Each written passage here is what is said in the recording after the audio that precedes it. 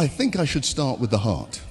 If we're going to talk about disease, because heart disease is still globally the biggest killer, why don't we start with the heart? What things can we do to prevent or reverse heart disease? I'm sure you're all great students, you've all had it written down, but let me remind you, one of the most important things you can do to reverse heart disease is to have a healthy plant-based diet.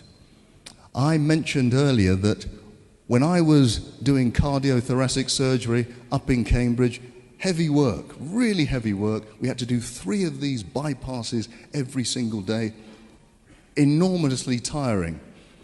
But what we had to do is open up somebody's chest, stop their heart, link it up to a big contraption, and then try and close them all up again. It was a big, big deal.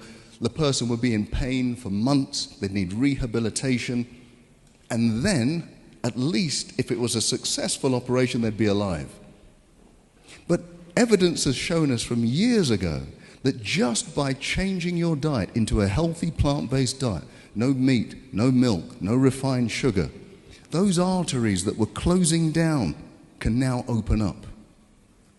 Now, for me, even today, I've been doing this for many, many years. It's still miraculous to me that you can reverse one of the biggest problems in the world in terms of health just by changing your diet. You can get rid of doctors like me, and you can just replace it with a healthy diet. That is amazing, and I commend it to all of you. Some of you may have heart disease today. You may have an appointment to see a doctor in a few weeks or months. I can guarantee you, if you go onto a healthy plant-based diet today, by the time you see the doctor, you may not even need an operation. I guarantee that's true. I've seen it with my own eyes. So that's heart disease. What about high blood pressure? If I was to ask you, do you know somebody with high blood pressure? Everybody would say yes. It's such a prevalent disease. Now, what few tips have I given you to reverse high blood pressure? Well, plant-based diet is absolutely good. You have to exercise.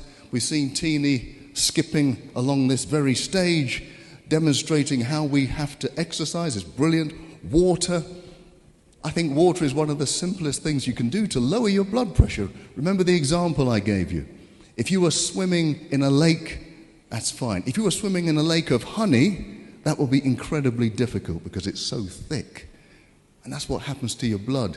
If you don't have enough water in it, it becomes incredibly thick. You then have to use a lot of energy to push that blood around the system. Therefore, your blood pressure has to rise. Here's something, though. Going on from the plant-based diet, we said that greens do something quite remarkable in our arteries. They get the interior of our arteries to release a chemical called nitric oxide. That nitric oxide opens up the arteries all over. I told you nitric oxide is the active ingredient of Viagra. Okay, I know none of you have heard of it, none of you need to use it, but I can tell you when it comes to things like erectile dysfunction, rather than reaching for the pill, the best thing to do is reach for those greens. And let me remind you, gentlemen, because this is very important, if you have an episode of erectile dysfunction, you're at a high risk of having a heart attack or a stroke in the next 5 years. So rather than just going to the pill, start thinking about changing your lifestyles. Number 3, cancer.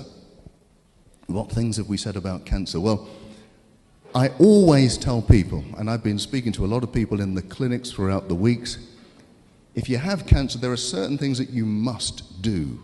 Cancer loves sugar. You must eliminate refined sugar. Vitamin D is key.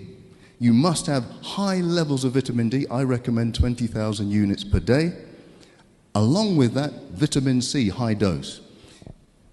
I have seen with my very own eyes people on high doses of vitamin C having their cancer reversed. We cannot guarantee it. Don't quote me. You can't guarantee it. But I have seen people on high doses of vitamin C have their cancer reversed. And remember, if you do have cancer, you must seek medical advice. I told you earlier during the week that those people who just say, I just want to go the natural route, often they don't survive. What you must do is seek medical attention and do the lifestyle, and then you have the best possible chance of surviving cancer. Medical attention alone does something, but it doesn't do everything. I remember when I used to be in the hospitals, the doctors would treat you for cancer and then allow you to eat the same foods that would cause cancer. That doesn't make any sense. So hospital treatment is good, but match that with lifestyle change, you've got a great chance of getting through, honestly. Now, what else can you do for cancer? I always say you should spice up your life. Spice up your life. Spices are really the keys to a healthy lifestyle too. They're like nature's natural drugs. The more spices you have in your life, the better your cells are going to be. Turmeric, most of us have heard of turmeric. It's a powerful antioxidant. And if you take away the oxidation of your cells, it reduces the risk of cancer. Ginger is like it. It's also anti-inflammatory. Cinnamon is brilliant. Cinnamon, not only does it lower your blood sugar, which if you have low blood sugar, the cancer doesn't grow too well, but cinnamon is brilliant in terms of fighting off viruses. In fact, they discovered this over 100 years ago. The women who harvested the cinnamon bark never got measles, never got tuberculosis. And cinnamon, if you have anybody in your family who has any kind of viral illness, you give everyone in the household cinnamon, it's less likely that you'll get the infection. Cardamom is very interesting because it actually makes you make more natural killer cells. They have a lethal name, but they do an awful lot of good. They're the white blood cells that defeat cancer. Diabetes. How do you beat diabetes? Definitely you need a healthy plant-based diet. But what else do we need to do? We should, every time you go for a meal and you're a diabetic, as you put your fork down, you should get up and go for a walk. Get up and go for a walk. What does that do? Well, as you're walking, you're using the big muscles in your body. Those muscles will absorb sugar very quickly. And so it will keep your blood sugar levels quite low. You then don't need to release a lot of insulin to deal with the sugar. And that means your cells can become insulin sensitive again.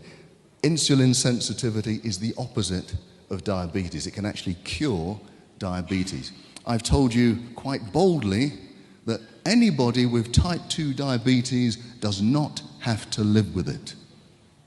Type 2 diabetes is completely reversible. Type 1 is more difficult, but type 2, completely reversible. So you do not have to live with it. Change your lifestyle and get rid of it. Okay, autoimmune disease, that was the last talk I did. That refers to all of these antibody diseases that are attacking different parts of the body. There are roughly 400 or 500 of them. Wherever you've got tissues in your body, you will have an autoantibody if things go badly. And I must say, although I didn't talk about it, one of the biggest causes of infertility is autoimmune disease. Now, I know people go to the hospital for IVF treatment, absolutely, but rarely do they get to the bottom of what is the problem. And it's usually that you've got antibodies attacking your organs inside that makes it almost impossible to conceive. So everything you've heard me talk about with autoimmune disease, you need to apply if you want to get pregnant. Okay.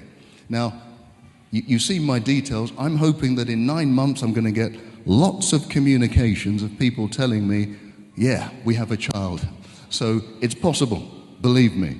Now, some of the things, if you weren't here the other day, some of the big things that you need to do to get rid of autoimmune disease is get rid of milk, because milk is one of the key factors that generates these antibodies. Deal with stress. Make sure you avoid refined sugar. Have high doses of vitamin D.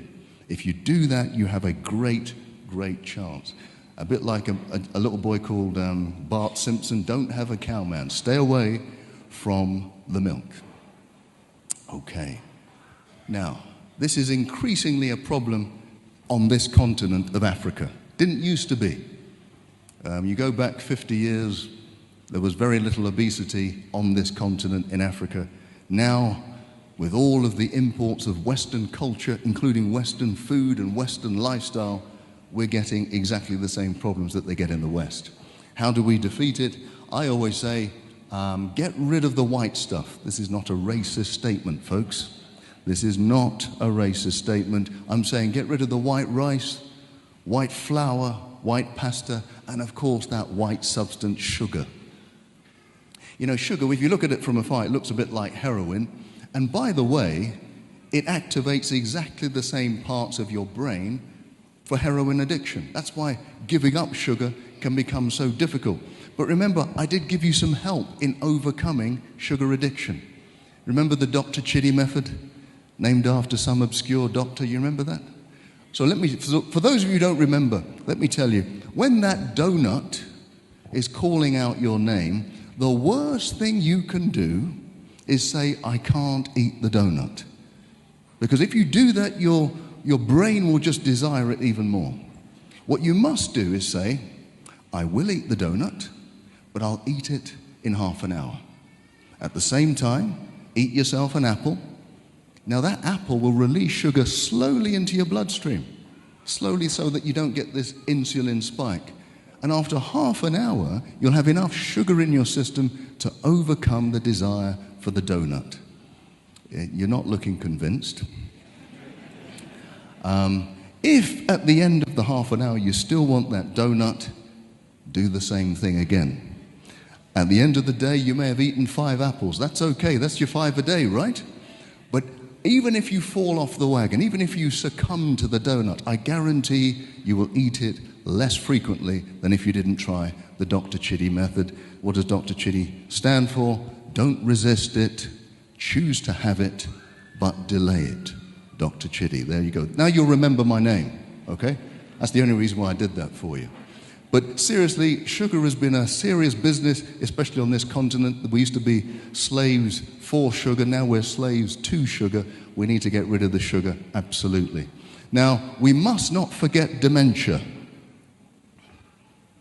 Okay, some of you understood what I was talking about. We must not forget dementia. Okay, I can hear one person, they've understood. Right, dementia, for me, is now one of the most feared diseases around. When I was younger, a younger doctor, it used to be cancer. But now dementia, losing your memory, losing your personality, nobody wants that. It's a fearful thing.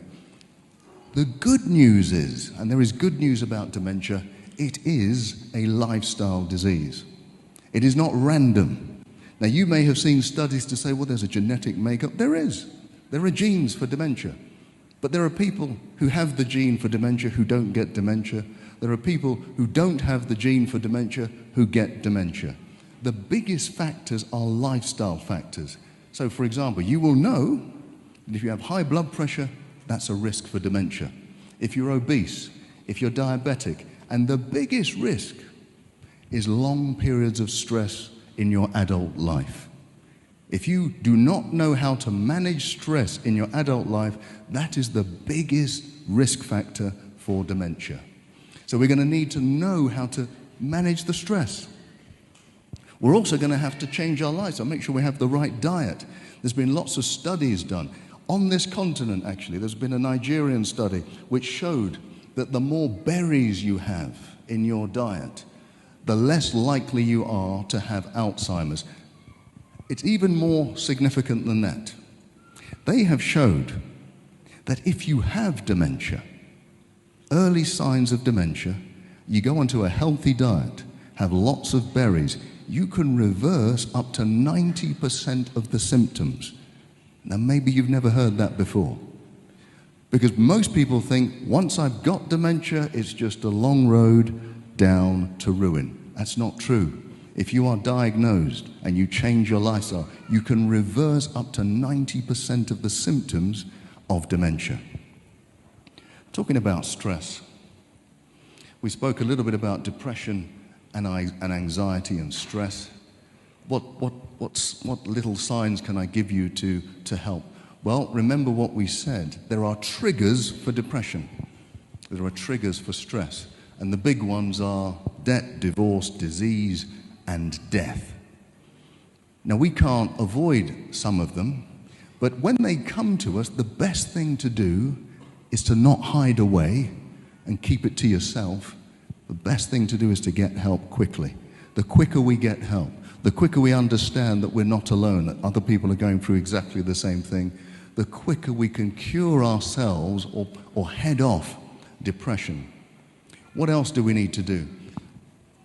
If you're depressed, you might find it difficult, but one of the ways to break that cycle of depression is to get into some physical activity, whether it's going for a walk, a run, a swim, whatever.